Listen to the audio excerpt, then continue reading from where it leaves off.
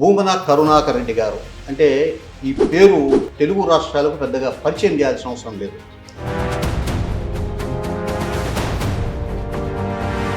పదిహేడు సంవత్సరాల వయసులోనే నక్సలైట్ ఉద్యమ రాజకీయాల్లో పాల్గొని ఎమర్జెన్సీ సమయంలో జైలు జీవితం గడిపి ఆ తరువాత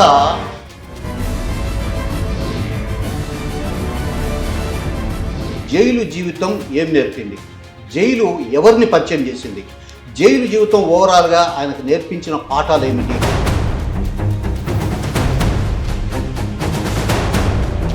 అంత చిన్న వయసులో మీరు నక్సలైట్ ఉద్యమం పట్ల ఎందుకు ఆకర్షితులయ్యారు? దానికి దారి తీసిన కారణం?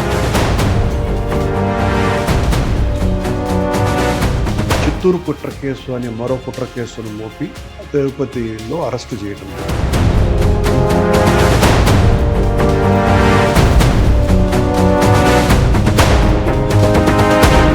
నక్సలైట్ ఉద్యమం రాజకీయంలో ఏం చేశారు?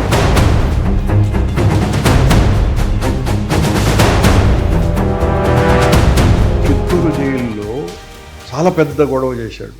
గొడవ చేస్తే ఆ జైల్లోనే తుపాకీ కాల్పులలో అతనికి చాలా తీవ్రమైనటువంటి గాయమైంది.